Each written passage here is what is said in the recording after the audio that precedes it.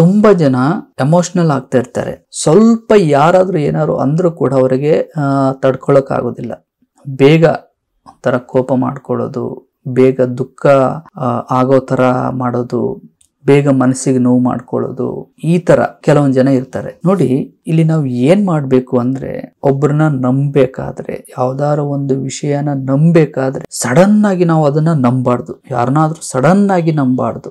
ನಂಬುವಂಥದ್ದು ಏನಂದ್ರೆ ನಮ್ಮ ಹಾರ್ಟ್. ನಾವು ಅದನ್ನ ಸಡನ್ ಆಗಿ ನಂಬಿಡ್ತೀವಿ ಅಂದ್ರೆ ಡೈರೆಕ್ಟ್ ಆಗಿ ಹಾರ್ಟ್ಗೆ ತಗೊಂಡ್ಬಿಡ್ತೀವಿ ಅವರನ್ನಾಯ್ತು, ಕೆಲವೊಂದು ವಿಷಯಗಳನ್ನಾಯ್ತು. ಅವಾಗ ಅದರಿಂದ ನೆಗೆಟಿವ್ ಆದಾಗ ನಮಗೆ ತುಂಬಾ ನೋವಾಗುತ್ತೆ. ಹಾಗಾಗಿ ಮೊದಲು ಯಾರನ್ನಾರು ನಂಬೇಕಾದ್ರೆ, ಯಾವ್ದಾರು ಒಂದು ವಿಷಯನ ನಂಬೇಕಾದ್ರೆ ಮೊದಲು ನಾವು ನಮ್ಮ ಬುದ್ಧಿಗೆ ಕಳಿಸ್ಬೇಕು.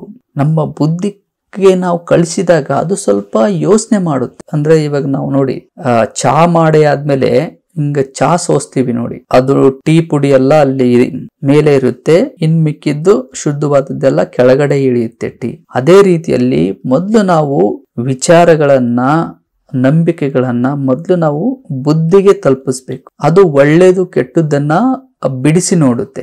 ಬಿಡಿಸಿ ನೋಡಿದಾಗ ನಾವು ಅದನ್ನ ಹಾರ್ಟ್ ಇಂದ ಗ್ರಹಿಕೆ ಮಾಡ್ತೀವಿ.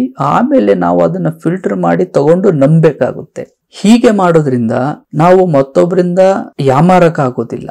ಯಾವಾಗ್ಲೂ ಒಳ್ಳೇದನ್ನ ಎಕ್ಸ್ಪೆಕ್ಟ್ ಮಾಡ್ತೀವಿ, ಮತ್ತೆ ಯಾವಾಗ್ಲೂ ಶಾರ್ಪ್ ಆಗಿರ್ತೀವಿ, ಜ್ಞಾನವಂತರಾಗಿರ್ತೀವಿ.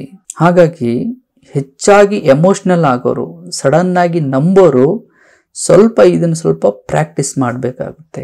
ನಮ್ಮ ಬುದ್ಧಿಗೆ ನಾವು ಕೆಲಸನೇ ಕೊಟ್ಟಿರಲ್ಲ ಹೇಳ್ಬೇಕು ಅಂದ್ರೆ. ಇವಾಗ ತುಂಬಾ ಫೋನಲ್ಲಿ ಎಂಟರ್ಟೈನ್ಮೆಂಟ್ ನೋಡ್ತಾ ಇರ್ತೀವಿ, ನಗ್ತಾ ಇರ್ತೀವಿ, ಅದೆಲ್ಲ ಮನಸ್ಸಿಗೆ ಸಂಬಂಧಪಟ್ಟಿರೋದು, ಬುದ್ಧಿಗೆ ಸಂಬಂಧಪಟ್ಟಿರೋದಲ್ಲ. ಹಾಗಾಗಿ ನಾವು ಅದನ್ನೇ ಅಭ್ಯಾಸ ಮಾಡಿ ಮಾಡಿ ಬುದ್ಧಿಗೆ ಕೆಲಸನೇ ಕೊಟ್ಟಿರಲ್ಲ. ಹಾಗಾಗಿ ಸಡನ್ ಆಗಿ ಎಲ್ರನ್ನು ನಂಬ್ತೀವಿ, ಎಲ್ಲ ವಿಷಯಗಳನ್ನು ನಂಬ್ತೀವಿ ಮತ್ತು ಮೋಸ ಹೋಗ್ತೀವಿ, ಮತ್ತು ನಾವು ನಮಗೆ ನಾವೇ ದುಃಖಪಟ್ಟು ನಾವೇ ಹೇಳ್ತೀವಿ, ಮತ್ತು ನಾವು ಇದನ್ನ ಮತ್ತೊಬ್ಬರ ಮೇಲೆ ಹಾಕ್ತೀವಿ. ಅವ್ರು ಮೋಸ ಮಾಡಿದ್ರು, ಇವ್ರು ಮೋಸ ಮಾಡಿದ್ರು ಅಂತ. ಮೊದಲು ನಾವು ಅಲರ್ಟ್ ಆಗಿರ್ಬೇಕಲ್ವಾ.